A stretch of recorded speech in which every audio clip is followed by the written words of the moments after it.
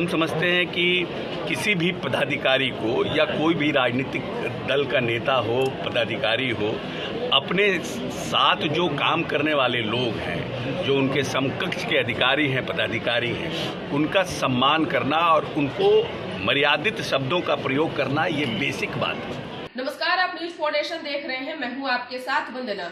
बिहार के एक senior IAS अधिकारी के पाठक, उनका एक वीडियो वायरल हो रहा है जिसमें वो सरकारी मीटिंग के दौरान अधिकारियों के लिए ऐसी भद्दी भद्दी गालियां का प्रयोग कर रहे हैं जिसको हम सुना नहीं सकते हैं। जी हां, अब इसको लेकर सियासत तेज हो चुका है। वहीं जदयू कोटे से मंत्री, अगर हम बात करें भवन निर्माण मंत्री अशोक चौधरी की, तो उन्होंने कहा कि ऐसे आईएएस अधिकारियों की जो है वो खैर नहीं, जिन्होंने बिहार के लोगों को अपमानित करने का काम किया है।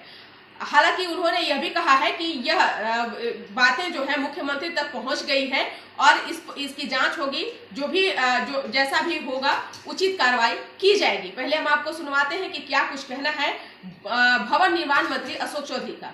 और मजबूत करने का आधार मिलता है। हम धन्यवाद देते हैं Sai institute, group of institute के हमारे जो व्यवस्थापक हैं, कर्ता धर्ता है अंजेश जी को, कि इन्होंने समसामयिक विषयों पर अपने बच्चों के साथ इस बात पे चर्चा की। और राजनीति में सुधार तो हमेशा निरंतर प्रक्रिया है और इस प्रक्रिया को जितना और पारदर्शी बनाया जाए, जितना और ट्रांसपेरेंट किया जाए, वो हम सब के लिए, जो राजनीति करते हैं उनके लिए भी और जो लोग मतदाता हैं उनके लिए भी बहुत सुविधाजनक होगा। अभी भी राजनीतिक पे बहुत से अमेंडमेंट्स आए हैं, आज़ादी के बाद बहुत से अमेंडमेंट्स आए। तो इलेक्शन कमीशन का निर्माण हुआ, फिर इलेक्शन कमीशन के टेन्योर का निर्माण हुआ, इलेक्शन चीफ कैसे होगा उस पर चर्चा हुई, स्टेट फंडिंग पर चर्चा हो रही है, ऑल इंडिया का जितने पॉलिटिकल पार्टी के लोग उस पर चर्चा हो रही है। जो विषय पर ये चर्चा कर रहे हैं उस पर ऑलरेडी इलेक्शन कमीशन के स्तर पर भारत सरकार, राज्य सरकार सब कुछ चर्चा कर रही है। और ये तो निरंतर प्रक्रिया वाला विषय है कि आप कोई कानून बनाते हैं, उसमें देखते हैं तो उसमें आपको क्या समस्या आती है, फिर उसको अमेंड करते हैं। तो हम समझते हैं कि चुनाव सुधार जितना ट्रांसपेरेंट हो, जितना मतदाता के लिए सुविधाजनक हो, जितना हम लोग कास्ट, जो जाति का जो आधार है उसको हम लोग तोड़ सकें, पढ़े लिखे लोग आएँ, कैसे सिस्टमैटिक हो सके, पॉलिसीज़ पर बहस हो, उम्मीदवार पर बहस नहीं हो, पार्टी पर बहस हो, उन सब चीज़ों पर चर्चा होगी तो हम समझते हैं अच्छे उम्मीदवार जीत कर आएंगे। सर, बिहार में जो राजनीतिक परिवेश है उसमें जो भी अभी जात और जाति पर विवाद हो रही है, इसमें केंद्र बिंदु नीतीश को लोग मान रहे हैं, क्या मानना है कि नीतीश जी को केंद्र बिंदु किस विषय में मान रहे हैं? जैसे अभी 10%, जैसे आपके मंत्री ने एक बयान दिया कि 10% राज का 90% पर आलोक मेहता का बयान है। उस बयान को हमको लगता है कि तोड़ मरोड़ कर पेश किया गया है। उस बयान को तोड़ में जब तक कि अब तो एक है कि वो भी बोलते हैं और उनके नेता है तेजस्वी यादव, वो A to Z भी बोलते हैं। तो हर लोग अपने परिवेश में बातों को कहता है, लेकिन पॉलिटिकल पार्टी वही एग्जिस्ट कर सकती है सिस्टम में जो सभी जाति धर्म के लोगों को लेके चलती है। और उसमें तो हम समझते हैं नीतीश कुमार जी से बड़ा चेहरा कोई है ही नहीं है जिसने सभी जाति के लोगों को इनकॉर्पोरेट किया है अपने काम कार्यशैली में भी, अपने जो पॉलिटिकल अपॉइंटमेंट्स है उसमें भी, और उन्होंने योजनाओं का जो निर्माण किया उसमें भी। हाँ, ये बात सत्य है कि जो लोग हाशिए पर लंबे समय तक पड़े रहे, चाहे वो अति पिछड़ा हो, चाहे महिला हो, चाहे महादलित हो, उनको उन्होंने स्कीम लगा करके मेन स्ट्रीम में लाने का काम किया। तो ये बात सही है, घर में अगर कोई भाई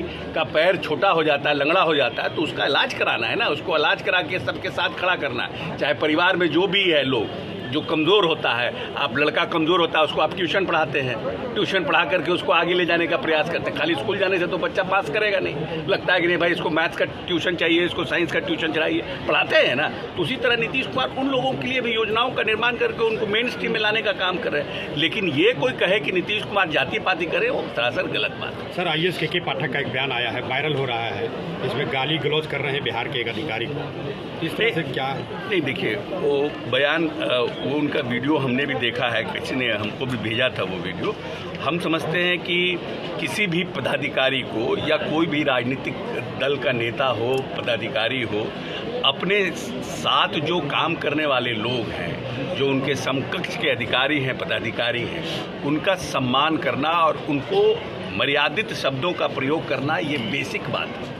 और जिस तरह का उनका बयान आया है, उस बयान में जिस तरह से वो बिहारी लोगों को गाली दे रहे हैं और अपशब्द का प्रयोग कर रहे हैं, ये उचित नहीं है और मर्यादित नहीं है। मैं समझता हूं कि ऐसे पदाधिकारियों पर निश्चित रूप से सरकार को नोटिस लेना चाहिए और सरकार नोटिस लेगी भी कि किसी को, आप किसी भी कैडर के हों लेकिन आप बिहार में रह रहे हैं, बिहार में आपकी नौकरी है, आप किसी भी राज्य के हों, आप यहाँ का दाना पानी खा रहे हैं, आप यहाँ के लोगों की सेवा करने के लिए आए हैं और भारतीय प्रशासनिक सेवा के अधिकारी हैं, पदाधिकारी हैं, तो आपको बिहार की भावना, आर्यभट्ट का ये बिहार है, बुद्ध का बिहार है, ये अशोक का बिहार है, इसलिए अपशब्द का प्रयोग करना बिहारियों के लिए ये सरासर गलत है। कार्रवाई के लिए क्या कर चुके आप भी मंत्री बिहार की सरकार में?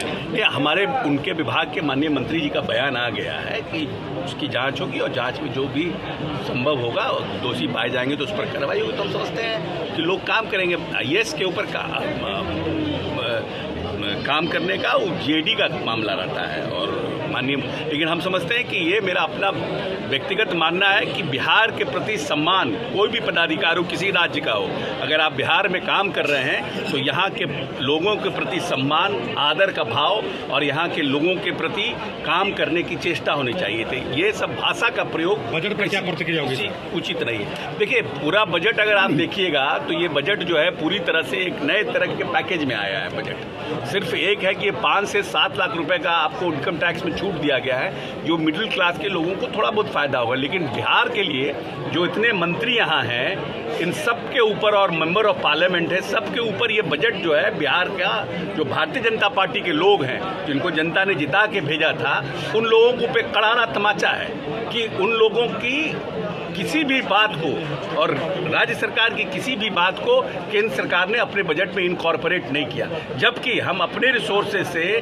सबसे ज़्यादा विकसित राज्यों के श्रेणी में जा रहे हैं। अगर हमको थोड़ी भी सहायता मिलती केंद्र सरकार के माध्यम से तो हम समझते हैं कि हम डबल स्पीड से आगे बढ़ते।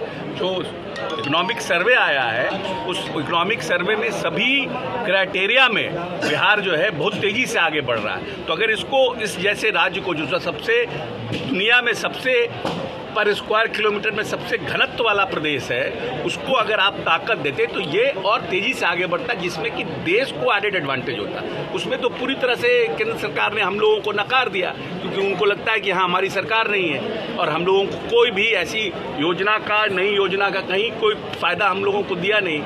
तो सुना आपने कि क्या कुछ कहा। बता दें कि अशोक चौधरी ने साफ साफ कहा कि जिस तरह से एक पढ़ा लिखा व्यक्ति, एक सीनियर IAS अधिकारी इस तरह के शब्द का प्रयोग करता है, यह दुर्भाग्य है। हालांकि यह जो बिहार की बात कर रहे हैं, यह धरती आर्यभट्ट का है, यह धरती चाणक्य का है, यह धरती अशोक, सम्राट अशोक का है। यहाँ अगर रह रहे हैं, आप किसी अन्य राज्य से आए हैं, तो सबसे पहले आपको बिहारियों को सम्मान देना होगा, चाहे आप किसी भी राज्य के नागरिक हो। लेकिन जब आप बिहार में एक सीनियर IAS अधिकारी के पद पर हैं, तो उस पद को आपको गरिमा बनाना ही होगा। इसकर बस इतना ही। बने रहिए न्यूज़ फाउंडेशन के साथ। तब तक कि हमारे चैनल को सब्सक्राइब नहीं किया है तो कर लीजिए। धन्यवाद।